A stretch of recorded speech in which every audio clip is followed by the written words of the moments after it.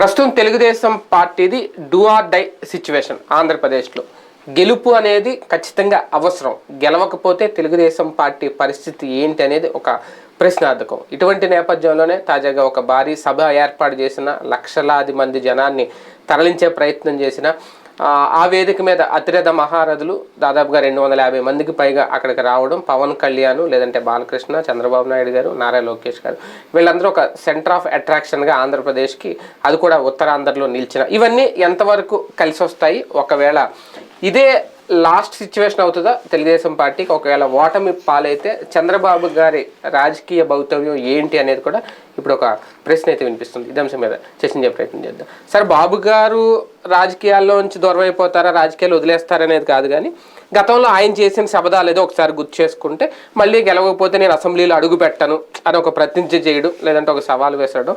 ఇప్పుడు నారా లోకేష్ గారు యువగళం పాదయాత్ర హడావుడిగా ముగించేసి ఒక భారీ సభ పెట్టేసి, ఈ హడావుడంతా రేపొద్దున్న టీడీపీకి డూ ఆర్ డై సిచ్యువేషన్ 2024 ఎన్నికలని ఆ పార్టీ ఫీల్ అవుతుందా, లేదంటే పరిస్థితులు అలాగా వచ్చేసినాయి? పరిస్థితులు అట్లా వచ్చినాయి. ఎందుకంటే ఆయన శబ్దాలు పక్కన పెడితే ఆయన ముఖ్యమంత్రిగానే అడుగు పెడతానన్నారు. అంతే, ముఖ్యమంత్రి. అది ఏంటంటే అసెంబ్లీని ఒక రకంగా వదులుకోవడం, ఎన్టీ రామారావు గారి ఫార్ములాని ఫాలో అవడం, అసెంబ్లీలో కూర్చుని ప్రతిపక్ష పాత్రలో జాగ్రత్తగా ఫేస్ చేయలేని తనం. అంటే ఇప్పుడు ముఖ్యమంత్రిగా అడుగు పెట్టడం అంటే గెలవకపోతే ఆయన ముఖ్యమంత్రి అవ్వలేదు కదా, అప్పుడు ఇంకా అసెంబ్లీలో అడుగు పెట్టరు కదా, మరి పెట్టకూడదు కదా. కాబట్టి అక్కడ మిస్ అవుతున్నట్టు.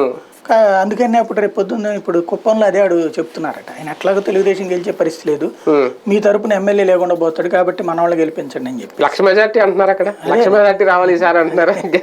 గెలవడం లక్షలు కూడా రావచ్చు, అందరూ కూడా ఎవడు ఇంకెవరికి వేయకూడదు, వైసీపీకి వేయకుండా అందరూ వేసుకుంటే కూడా వస్తుంటారు. కాకపోతే ప్రాక్టికల్ గా ఏంటంటే తెలుగుదేశం పార్టీకి ఎంతగా తగ్గిందో చూడండి ఇక్కడ. అదే అంటున్నాను.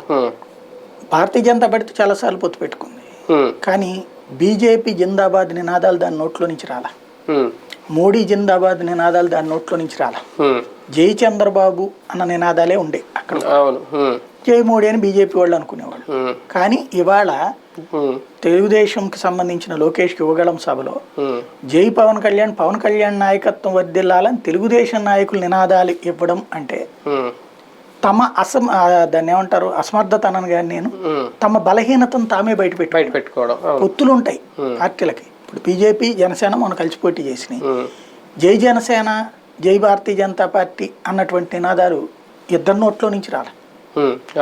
ఇద్దరు కూడా ఎవరి నినాదాలు వాళ్ళే చేసుకున్నారు, అంతేగాని ఒక పార్టీ ఇంకొక పార్టీకి సంబంధించిన నినాదాలు చేయలేదు. రెండవది వచ్చేటప్పటికి ఇద్దరూ కలిసి సభలు ఎప్పుడు పెట్టారు వాళ్ళు? ఒకళ్ళ సభకానికి ఇంకొకళ్ళు గెస్ట్ అయ్యారు, అంతే. అవును. ఇక్కడ జనసేన యువగళం యాత్రలో ఎంతగా తగ్గారంటే లోకేష్కి పాపం ఒక రకంగా శాపం. ఎందుకు అంటే యువగళం ముగింపు సభ అంటే హీరో అవ్వాల్సింది తను, కానీ తనకి రావాల్సిన క్రెడిట్ బొమ్మరిల్లులో సిద్ధార్థ పరిస్థితి అయిపోయింది. వాళ్ళ నాన్న బట్టుకు లాగి పవన్ కళ్యాణ్ అక్కడికి పట్టుకొచ్చారు. దాని ఇంపాక్ట్ ఏమైంది? అక్కడ మార్మోగుతున్న పేర్లు ఏంటి? లోకేష్ది బలవంతంగా మార్మోగుతుంది, పవన్ కళ్యాణ్ది న్యాచురల్ గా మార్మోగుతుంది. అంటే ఎంత భయపడుతుంది తెలుగుదేశం? జనసేనాని ఇబ్బంది పెట్టకుండా ఎలాగోలా తనను వెంట పెట్టుకు తిప్పాలి, ఏమైనా సరే తగ్గాలి, సీట్లు మాత్రం ఎక్కువ ఇవ్వకూడదు. మళ్ళీ ఎందుకు ఇవ్వకూడదు అంటే అందులో కూడా ఉద్దేశం ఉంది, అదేదో చెడు కాదు. ఎక్కువ ఇస్తే వాళ్ళు గెలవరు, కానీ అతని వల్ల ఓట్లు మాకు షిఫ్ట్ కావాలి, కాపు ఓట్లు మాకు షిఫ్ట్ కావాలి. ఇదే కాన్సెప్ట్ అధికారంలోకి రావడానికి ఒక కొత్త వర్గాన్ని యాడ్ చేసుకోవడం, క్రిందసారి కోల్పోయిన వర్గాన్ని యాడ్ చేసుకోవడం అన్నటువంటి దాని చుట్టూతోనే అంతగా తగ్గిందంటేనే తెలుగుదేశం పార్టీ ఇక్కడ చాలా ఆలోచిస్తుంది అన్నటువంటిది. మెయిన్ ఎందుకు అంటే ఈ ట్రిప్పుకి నెక్స్ట్కి వచ్చేటప్పటికి చంద్రబాబు గారికి 84 ఏళ్ళు 85 ఏళ్ళు వస్తాయి. ఇంకా ఆయన్ని రాజకీయంగా ఊహించడం కష్టం. ఈ ట్రిప్ తెలుగుదేశం పార్టీ జనసేన అధికారంలోకి వచ్చేస్తే చంద్రబాబు నాయుడు గారు సీఎంగా ఉండి ఒక ఏడాది తర్వాత లోకేష్ చేతికి అప్పచెప్పి చివరిలోనో లేకపోతే మొదట్లోనో పవన్ కళ్యాణ్కి అప్పచెప్పేసి ఓవరాల్గా రాజకీయ మార్పులు అంటే రాజకీయ సంధికాలం తెలుగుదేశం పట్టాభిషేకం చేసేయాలి. లేదు ఈ దఫా తెలుగుదేశం కనుక ఓడింది అనుకోండి, తెలుగుదేశం క్యాడర్లో వచ్చేటువంటి రెవల్యూషన్ లేదా క్యాడర్ ప్రెషర్ని ఫేస్ చేయలేరు. ఆ ప్రెషర్ కారణం వైసీపీ చాలా డ్యామేజింగ్ అటాక్ వెళ్తుంది ఈసారి. అవును. ఈ దఫా అక్కడక్కడ చిన్న చిన్న సంఘటనలు ఈనాడు ఆంధ్రజ్యోతి హైలైట్ చేసింది. వాటినే నమ్మకుండా జనం గనక జగన్ ఇప్పుడు ప్రస్తుతం వాటిని నమ్మారని నేను అనుకుంటున్నా. వీళ్ళు రాసేది చిలవల పలవలు చేసి రాసేటువంటి వార్తలు నమ్ముతున్నారు. ఆ నమ్మకం కారణంగా తెలుగుదేశం గెలవాలి. ఆ నమ్మకం గనక జనానికి లేక జగన్ గెలిచాడు అనుకోండి, ఈ ట్రిప్ డైరెక్ట్ గా మర్డర్ చేసిన రాసిన ఏడు పట్టించుకోరు జనం, ప్రత్యక్షంగా హింస చూపెడతారు. టీడీపీ కూడా బెదిరింపు రాజకీయాలు చేసేస్తుందా? మొన్న తెలంగాణలో ఆయన పేరు కౌశిక్ రెడ్డి ఎవరు అనుకుంటా, నాకు ఓటు అయిపోతే నేను సూసైడ్ చేసుకుంటాను ఆత్మహత్య, కానీ ఆయన గెలిచాడు అనుకోండి పార్టీ ఓడిపోయినా మొత్తం ఫ్యామిలీ అంతా సూసైడ్ చేసుకుంటారు. ఈయన కూడా మీరు ఒక ఎమ్మెల్యేని కోల్పోతారు కుప్పంలో, నన్ను గెలిపించుకోకపోతే, లేదంటే నేను సభలో అసెంబ్లీలో అడుగుపెట్టను, ఇంకా లేదంటే ఓడిపోతే ఇంకా ఆంధ్రప్రదేశ్కి రాను, నేను ఆంధ్రప్రదేశ్ అడుగుపెట్టను, ఇలాంటి రకరకాలు. మొన్న మధ్యన గుంటూరులో వచ్చి మీకు వైసీపీకి సిగ్గు లేకపోతే మీరు ఓటేయండి, ఇలాంటి మాటలు బెదిరింపు రాజకీయాల ఓడిపోతారని తెలిసి ఈ రకమైన ప్రయోగం లేదంటే ఒక అస్త్రం వదులుతున్నారా, భయపెడుతున్నారు? ట్రిప్ అది రావనుకుంటున్నాం. అప్పుడు ఎలక్షన్స్ అప్పటికే ఆయనలో ఫ్రస్ట్రేషన్ వచ్చేసింది. జైలుకి వెళ్ళి వచ్చాక మారారా? జైలుకి వెళ్ళి వచ్చాక మారారు. స్థిత ప్రజ్ఞత వచ్చింది ఒక రకంగా. ఆ టైంలో ఏంటంటే ప్రొవోక్ చేస్తే రెచ్చిపోతారు అనుకున్నారు. అంతేనా? పవన్ కళ్యాణ్ చూసి బలం పెరిగిందా? అదేం కాదు. అదైతే కనుక ఇంకొంచెం ఎక్కువ తెక్కాలి, సపోర్ట్ పవన్ ఇంకొంచెం ఎక్కువ వార్నింగ్లు ఇవ్వాలి. ఇవ్వట్లేదు ఇప్పుడు. కంట్రోల్ అంటే ఈవెన్ అక్కడ కూడా కంట్రోల్ చేసుకున్నారు, తనంతా తగ్గారు. అదేదో ఉంది కదా మన అత్తారింటి డైలాగు, రోజు చంద్రబాబు గారు వీడియో పెట్టుకుని వింటున్నట్టున్నారు 100 సార్లు. ఎక్కడ నెగ్గాలో ఎక్కడ తగ్గాలో చూడాలి. అందుకని చాలా గట్టిగా తగ్గుతున్నారు ఆయన. అందుకోసమనే ఇంత జాగ్రత్తగా కథ నడుపుతున్నది. ఈ మెయిన్ కాన్సెప్ట్ ఏంటంటే ఈ ట్రిప్ గనక గెలవకపోతే తెలుగుదేశం పార్టీ ఉనికికి ప్రమాదం ఏర్పడుతుంది. భారతీయ జనతా పార్టీ అక్కడ రెడీలో కూర్చునుంది ఎదురుగుండా, నువ్వు ఓడిపో, నీ సంగతి నేను చూసుకుంటా అని రెడీలో కూర్చునుంది. దాన్ని ఓడగొట్టడానికి శాయశక్తిలో పనిచేస్తుంది. తను గెలవడం అనే కంటే కూడా తెలుగుదేశాన్ని ఓడగొట్టడం అన్నటువంటిది ఉంది. అందుకని నేను చూడండి, భారతీయ జనతా పార్టీతో కలవడం కష్టం, కలిస్తే నష్టం. తెలుగుదేశం ఫీలింగ్ అది. తెలుగుదేశానికి ఉన్న ఫీలింగ్ ఏంటంటే కలవకపోతేనేమో జగన్ పూర్తిగా ఆధిపత్యం ప్రదర్శించేస్తాడు, కాబట్టి ఎలక్షన్లో గెలవడం కష్టం. కలిస్తేనేమో ఇప్పుడు కొన్ని సీట్లు ఇచ్చేయాలి. అదే సందర్భంలో ఈసారి మొండిగా నాకు ఇన్ని సీట్లు కావాలని పట్టుపట్టే స్థితిలో ఉంది బీజేపీ. ఎందుకు? జాతీయ నాయకత్వంలో దాని గెలుపు ఖాయం అన్నది జనంలోకి వెళ్ళిపోయాక వీళ్ళ మౌత్ పబ్లిసిటీల కంటే కూడా వాళ్ళ పబ్లిసిటీ చాలా స్ట్రాంగ్ గా ఉంది. సైకలాజికల్ గా అయితే చంద్రబాబు నాయుడు గెలుస్తాడో లేదో అన్న అనుమానం ఉంది కానీ జనాలకి, జాతీయ స్థాయిలో మోడీ గెలుస్తాడన్న నమ్మకం అయితే తెలుగుదేశం శ్రేణుల్లో కూడా. ఎందుకంటే కాంగ్రెస్ గెలుస్తాడన్న నమ్మకం ఎవడుకుంది? టోటల్ గా దేశవ్యాప్తంగా చూస్తే 50 సీట్ల నుంచి 70 సీట్లు గెలుచుకుంటేనే గ్రేట్ అన్నట్టు. ప్లస్ వాళ్ళ కొట్లాట్లు ఆల్రెడీ బయటకు వచ్చేసినాయి కదా. రాహుల్ గాంధీని కాదు, ప్రైమ్ మినిస్టర్ మల్లికార్జున్ ఖర్గేలు, ఇట్లాంటి కథలన్నీ ఎప్పుడైతే వచ్చినాయో అది ఒక అతుకుల బొంత కూటమి. అతుకుల బొంత కూటమి కోసం లెక్కేసుకునే పరిస్థితిలో జనాలు లేరు. అంటే మోడీ గెలుస్తాడని జనం బలంగా నమ్ముతున్నారు. జగన్ చంద్రబాబు నాయుడు దాంట్లో కన్ఫ్యూజన్ ఉందేమో కానీ అక్కడ కన్ఫ్యూజన్ లేదు. అట్లాంటి దానికి దాని డిమాండింగ్ పవర్ ఎక్కువ ఉంది. ఇంకోటి, మధ్యప్రదేశ్, రాజస్థాన్, ఛత్తీస్గఢ్ ఓడిపోయి ఉంటే, తెలంగాణలో కనుక ఒక్క సీటుకే పరిమితం అయ్యి ఉంటే వీళ్ళు ఫుట్బాల్ ఆడుండేవాళ్ళు. అప్పుడు వస్తానంటే మేమే చీపోమన్నాం. అప్పుడు క్రిందసారి రాశారు చూడండి, 2018 తర్వాత నరేంద్ర మోడీ ఫోన్ చేస్తే టైం లేదు నాకు అని చెప్పాడు చంద్రబాబు నాయుడు. నాకు కాలి గోటికి కూడా కుదరదని చెప్పాడు. ఇట్లాంటి ఎలివేషన్స్ రాధాకృష్ణ గారు బాగా ఇచ్చారు, ఈవెన్ కొత్త పలుకులో కూడా. కాకపోతే అది కాస్త చెత్త పలుకై జనం తోసుకొచ్చారు. ఇప్పుడు వచ్చేటప్పుడు ప్రాక్టికల్ గా ఏమైపోతుంది, ఆయన స్పష్టంగా ఈ ట్రిప్ తెలుగు ఒకవేళ బీజేపీ పొరపాటున పొత్తు కొప్పుకునేటట్టయితే సీట్లు గట్టిగా డిమాండ్ చేస్తుంది. 25 అడుగుద్ది.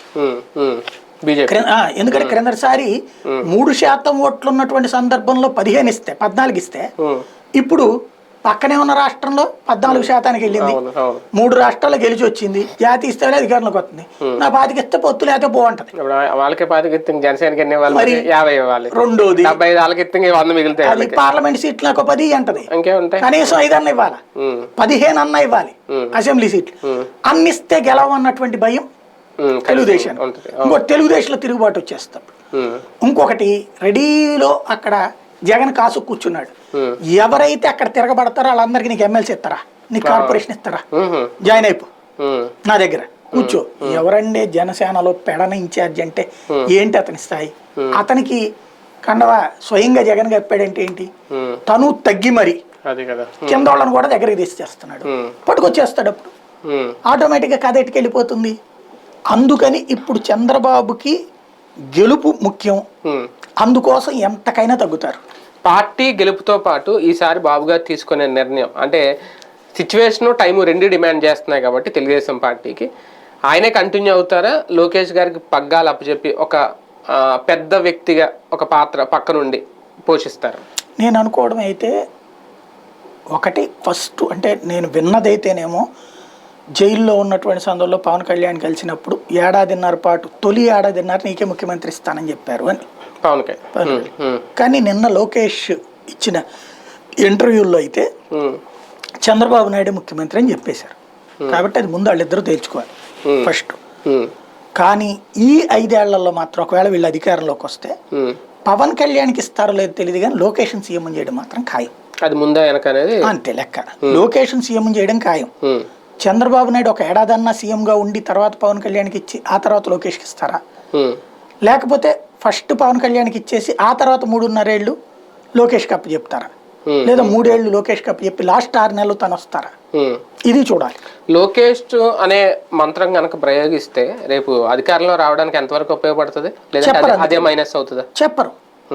లోకేష్ ని ముఖ్యమంత్రిగా అని చెప్పరు, వచ్చిన తర్వాత చూసుకుంటారు. ముందైతే అవసరం అయితే ఈయన చంద్రబాబు ముఖ్యమంత్రి ఎందుకు చెప్తున్నాడు లోకేష్, ముఖ్యమంత్రి అభ్యర్థి చంద్రబాబు అని ఎందుకు చెబుతున్నాడు లోకేష్? తనని ప్రజలు యాక్సెప్ట్ చేసే స్థితిలో ఇంకా లేరని తను కూడా నమ్ముతున్నాడు కాబట్టి పవన్ కళ్యాణ్ కూడా అంగీకరించడం తెలుసు కాబట్టి ప్రస్తుతానికి. కానీ పొత్తులో ఇటువంటి ఏమి రావా, దీనికి సంబంధించి ఏమి ఎవరు ఏ టర్మ్ లో సీఎం గా ఉంటారు అనే ఒప్పందాలు ఏమి కుదుర్చుకోరా? పవన్ కళ్యాణ్ గారు ఏం అడగకుండానే పొత్తు ఒప్పుకుంటారేమో అనుకుంటా, అంటే తెలిసినే ఒప్పుకుంటారు అనుకుంటున్నా. ఎందుకంటే తెలుగుదేశానికి భవిష్యత్తు నాయకుడు కావాల్సిందే. ఇంకోటి పవన్ కళ్యాణ్ కూడా ఎందుకు ఒప్పుకుంటాడంటే లోకేష్ అయితే గనక ఇక శాశ్వతంగా వీళ్ళిద్దరు మిత్రత్వం ఉంటుంది. ఎందుకని లోకేష్ సీఎం క్యాండిడేట్ అయినప్పటి నుంచి చంద్రబాబుకి మళ్ళీ చరిష్మా ఉండదు కదా అప్పుడు, కాబట్టి తప్పనిసరిగా పవన్ కళ్యాణ్ ఎండబెట్టుకు తిరగాల్సిందే. ఆ సిచ్యుయేషన్ కారణంగా తమకి బెనిఫిటే కదా, తన పార్టీని పెద్దగా ఇంకా బలోపేతం చేయక్కర్లేదు. అదే చరిష్మా తెలుగుదేశం పార్టీ ఓటమి పాలైతే ఉపయోగపడద్దా? బాబు గారి పక్క నుండి రేపొద్దున టీడీపీని లోకేష్ పవన్ కళ్యాణ్ ఇద్దరు నడిపించి 2029లో అధికారంలో తీసుకురావడానికి ఆ చరిష్మా ఉపయోగపడుతుందా? ఈ ట్రిప్ ఓడిపోతే ఇక పవన్ కళ్యాణ్ రాజకీయ భవిష్యత్తుకి అతి పెద్ద ఏమవుతుంది. టీడీపీతో పాటు టీడీపీకి రాజకీయ భవిష్యత్తు ఉంటుందా? తెలుగుదేశం పార్టీ భవిష్యత్తుకి భారతీయ జనతా పార్టీ గండి. పవన్ కళ్యాణ్ వ్యక్తిగత రాజకీయ జీవితానికి అతిపెద్ద ప్రమాదం. ఈసారి ఆయన అందుకనే ఎమ్మెల్యేగా గెలిచి తీరాలి. ప్లస్ ఆయన ఎక్స్పెక్టేషన్ ఏంటంటే అధికారంలోకి వచ్చేస్తుంది, తను ఒక కమ్యూనిస్ట్ పార్టీ పాత్ర పోషించాలనుకుంటున్నాడు. అసెంబ్లీలో అధికార పార్టీని ఇరుకుని పెడతాడు. అటు జగన్ని ఇటు చంద్రబాబుని ఇద్దరిని ఇరకాటంలో పెట్టి క్రిందటిసారి మిత్రపక్షంగా ఉండినే కదా ప్యాకేజీ ఏంటి నువ్వు అని చెప్పేసి ఎదురు తిరిగింది, లడ్డూలు ఏంటి అనేటువంటిది, లడ్డు కావాలని ఆయన అంటూ బీజేపీని విమర్శించాడు, తెలుగుదేశం విమర్శించాడు కదా అధికారంలో ఉన్నటువంటి సందర్భంలో. ఆ విధమైన పాత్ర రేపు అసెంబ్లీలో పోషిస్తాడు. కమ్యూనిస్టులు ఎప్పుడు పొత్తు పెట్టుకున్నప్పుడు బాగానే ఉంటారు, పొత్తు అయిపోయి గెలిచిన దగ్గర నుంచి గిల్లుతూ ఉంటారు, అంటే నిజమైన ప్రతిపక్షం తామేనని చెప్తా ఉంటారు. అట్లాంటి పాత్ర పోషించడం ద్వారా 2029 నాటికి తను సీఎం క్యాండిడేట్ని అని ఫోకస్ చేసుకోవాలన్నటువంటి దీర్ఘకాలిక వ్యూహం పవన్ కళ్యాణ్. ఈ ట్రిప్కి అవసరమైతే చంద్రబాబుకి లోకేష్కి వదిలేసి ఆ పాత్ర పోషించి 2029లో ఇదిగో ఎంతకాలం చేశాను కదా నాకు ముఖ్యమంత్రి ఈ ట్రిప్ నేనే అనే పాయింట్ కూడా వెళ్ళాలి అన్నటువంటిది కూడా ఆయన ఉద్దేశం. ఏ సందర్భంలో తెలుగుదేశం పార్టీకి చంద్రబాబు నాయుడు గారు దూరం అయ్యే పరిస్థితి ఏర్పడుతుంది? పొట్టమి పాలైతేనా, గెలిస్తేనా, లోకేష్ కి పగ్గాలు అప్పచెప్తారా? ఆయన బ్రతుకున్నంత వరకు తెలుగుదేశం పార్టీకి దూరం అయ్యే ప్రశ్నే ఉండదు. ఇప్పుడు రేపు పొద్దున గెలిస్తే గనక ముఖ్యమంత్రి అభ్యర్థిగా లోకేష్ ని ముందు పెట్టి ఫస్టే పెట్టకపోవచ్చు కానీ చివరిలోనైనా పెట్టి తను అప్పుడు జాతీయ అధ్యక్షుడిగా జాతీయ రాజకీయాల కార్యక్రమాల మీదకి వెళ్తారు. జాతీయ అప్పుడు బీజేపీతో మాట్లాడుకుని తను గెలిస్తే అప్పుడు బీజేపీ కూడా దగ్గరికి దిగచ్చు కదా. తీసుకుని అప్పుడు వైసీపీ ప్లేస్ మీరు ఆక్యుపై చేసుకుందరు కానీ మేము సహకరిస్తామని చెప్తాడు. దానికి ఆ విధమైనటువంటి రూట్లో వెళ్తారు. ఓడింది అనుకోండి మళ్ళీ పార్టీని బతికించాల్సింది ఆయనే కదా. అప్పుడు లోకేష్ ముందు పెట్టేట్ట నడుపుతారు. అదే కదా. అప్పుడు మళ్ళీ చంద్రబాబు నాయుడే పూర్తిగా ఉండాలి. ఆయన చివరి రక్తపు బొట్టు వరకు ఆయన చెప్పినటువంటి కాన్సెప్ట్ లెక్కనే ఖచ్చితంగా చంద్రబాబు నాయుడు ఊపిరున్నంత వరకు తెలుగుదేశం పార్టీ అయిందే. ఆయన తర్వాత లోకేష్తే, మధ్యలో జూనియర్ ఎన్టీఆర్ కానీ ఇంకెవ్వరిది కూడా కాదు. ప్రజలకు ఆల్టర్నేటివ్ అనేది పక్కన పెడితే భారతీయ జనతా పార్టీ ఒకవేళ టీడీపీ ఓటమి పాలైతే తెలుగుదేశం పార్టీలో ఉన్న నాయకులకి లేదంటే ఎమ్మెల్యేలకు రాజకీయ నాయకులకి బీజేపీ ఆల్టర్నేటివ్ అవుతుందా లేదంటే వేరే పార్టీ రావాలా? 100కి 90% బీజేపీ ఆల్టర్నేటివ్ అయిపోతుంది. అప్పుడు అవసరమైతే ఇప్పుడు ముందు పురంధేశ్వరిని పెట్టిందే ఒక ఎత్తుగడ. కానీ ఇప్పటికే చాలా మంది టీడీపీ నేతలు ఓపెన్ గా చెప్తున్నారు బీజేపీతో మేము పొత్తు పెట్టుకుంటే అది ఆత్మహత్య సదృశ్యం అని. ఆ పార్టీలో వాళ్ళే వ్యతిరేకిస్తున్నారు అంతగా బీజేపీని. రేపొద్దున వాళ్ళకి ఎలాగ ఆల్టర్నేట్ అవుతుంది అనేది నా ప్రశ్న. ఆ మాటకి ధైర్యం చాలట్లేదు కదా. ఎందుకని చంద్రబాబు నాయుడు మాట్లాడట్లేదు ఆ మొక్క, ఎందుకు లోకేష్ మాట్లాడట్లేదు ఆ మొక్క? ఇవన్నీ తొత్తరనోళ్ళు గాళ్ళు. ఎందుకంటే వీళ్ళ బాధ ఏంటంటే ఇంతకుముందు తిట్టేశారు, ఇప్పుడు బీజేపీ తమని లాక్కోబోతోందని తెలుసు, అందుకోసం మాట్లాడతారు. మాట్లాడే వాళ్ళందరూ ఇప్పుడు ఇదే సుజనా చౌదరి, సీఎం రమేష్ బీజేపీని తిట్టినోళ్ళు కదా. కూర్చోలా ఆదినారాయణ రెడ్డిలు అందరూ ఎందుకు కూర్చున్నారు? అవకాశం కోసం కూర్చున్నారు. రేపు భారతీయ జనతా పార్టీలో నుండి తెలుగుదేశంలోకి రావడానికి ప్రిపేర్డ్ గా 12 నుంచి 20 మంది ఉన్నారు. రేపు పొద్దున వాళ్ళందరూ పదవి కాలం ముగిసిపోతే బీజేపీలో ఉంటారా వెనక్కి వచ్చేస్తారా? పదవి కాలం అయిపోయింది కదా సుజనా చౌదరి, సీఎం రమేష్ ఒక్కడే ఉంది. అవును, మిగతా వాళ్ళందరూ ఇప్పుడు ఆయన ఉండడానికి కారణం కూడా ఈ పొత్తు గురించి ఏదో తెలియక వస్తారు అనేది కదా. నేను చెప్పేది అదే, భారతీయ జనతా పార్టీతో పొత్తుండదని తేలిపోతే 20 మంది వచ్చేస్తారు. అలా వస్తే తెలుగుదేశం పార్టీని భారతీయ జనతా పార్టీ ఎక్కడ తొక్కేస్తుందో అన్న భయంతో చంద్రబాబు ఆపుతున్నాడు. వాళ్ళు ఒక రకంగా చెప్పాలంటే శరీరం ఒకటి, ఆత్మ మరొకటి. ఆత్మతో భారతీయ జనతా పార్టీలో శరీరాన్ని తిప్పుకుంటున్నటువంటి వాళ్ళు వాళ్ళందరినీ తీసేసుకుంటే కనుక తెలుగుదేశం తెగించేసినట్టు బీజేపీతో అటు ఇటు తేల్చుకోవడానికి సిద్ధపడ్డట్టు.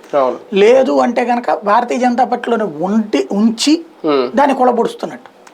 ఫైనల్ గా అయితే ఒకటి చంద్రబాబు నాయుడు తెలుగుదేశం పార్టీలో ఉన్నటువంటి వాళ్ళకి బీజేపీ ఎందుకు ఆల్టర్నేటివ్ అంటే, తెలుగుదేశం పార్టీలో ఉన్నటువంటి క్యాడర్లో 100కి 70 మంది అనుకోండి ధనవంతులు, కోటీశ్వర్లు, వ్యాపారవేత్తలు, పారిశ్రామికవేత్తలు, ఇట్లాంటి వాళ్ళు.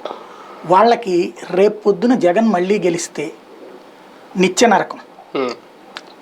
ఒక గల్లా జయదేవ్, ఓ నారాయణ ఏం ఫేస్ చేశారు? వాళ్ళకి ఏం మాట్లాడారు వీళ్ళు? నేను విన్న పాయింట్ అయితే, మీరు వ్యాపారాలు చేసుకోండి తప్పులే, వ్యాపారం చేసుకునేవాడికి రాజకీయాలతో ఏం పని అంటున్నారు. వెంటనే వీళ్ళ నుంచి వచ్చింది ఎలాగేంటంటే, మీరు మాత్రం రాజకీయం వ్యాపారం చేస్తుంటే మాది రాజకీయం మెయిన్, వ్యాపారం తోడు. మీరు వ్యాపారాలు చేసుకుంటూ వ్యాపారాన్ని అడ్డం పెట్టుకుని రాజకీయాల కోసం, నేను రాజకీయాలు చేసుకుంటూ వ్యాపారం చేసుకుంటున్నాను, మీరు వ్యాపారాల నుండి రాజకీయాల్లోకి వచ్చి శాసించాలనుకుంటున్నారు అనేది చాలా పర్ఫెక్ట్గా వాళ్ళకి వెళ్ళింది. ప్రభుత్వాలతో మంచిగా ఉంటూ ఆ మంచితనంతో మీరు సంపాదించుకుంటున్నారు వ్యాపారాలు. సంపాదించుకుంటున్న వాళ్ళు మీరు అలాగే ఏ ప్రభుత్వం వచ్చినా ఉండాలి. కానీ ప్రభుత్వాలనే మార్చేస్తాం అనేటువంటి దాంట్లో ఓ తొక్కే ప్రయత్నం చేశారు. చివరికి గల్లాజేదో ఎన్నికల్లో పోటీ చేయడానికి భయపడి ఆగిపోయిన సందర్భం, నారాయణ వణుకుతున్నటువంటి సందర్భం. ఇప్పుడు రేపు పొద్దున ఏమవుతుంది, జగన్ వీళ్ళ వ్యాపారాలకి టెండర్ పెడతాడు భారీగా. దెబ్బ ఎవరో చెప్పింది కదా, శంకర్ విలాస్ ఓనర్ గారి భార్య, ఆ టైప్ లో రచ్చ నడుస్తుంది. కాబట్టి అప్పుడు ఏంటి వీళ్ళకి దిక్కు? ఆల్టర్నేటివ్ ఒక పవర్ లో ఉన్న పార్టీ కావాలి. ఇక్కడ పవర్ లో వైసీపీ వచ్చింది అనుకోండి, అప్పుడు కేంద్రంలో పవర్ లో ఉన్న పార్టీ ఆదినారాయణ రెడ్డి లాంటి వాళ్ళు ఎందుకు వెళ్ళారు? లేకపోతే అసలు భారతీయ జనతా పార్టీ ఒక జెండా కూడా ఉండదు ఆ ఊళ్ళో. అట్లాంటి చోట ఎట్టా వచ్చింది? ఆదినారాయణ రెడ్డి ఎందుకు వెళ్ళాడు? సెక్యూరిటీ కోసం. అట్లా బీజేపీ బలపడుతుంది. రైట్, చూద్దాం ఎలాంటి మార్పులు వస్తాయి. నిజంగా తెలుగుదేశం పార్టీ ఓటమి పాలైతే ఆ పార్టీ భవిష్యత్తు, చంద్రబాబు గారి రాజకీయాలు అన్ని ప్రశ్నార్థకంగా మారుతాయా? భారతీయ జనతా పార్టీ ఆల్టర్నేటివ్ అవుతుందా? అప్పుడు పరిస్థితులను బట్టి చూడాలి.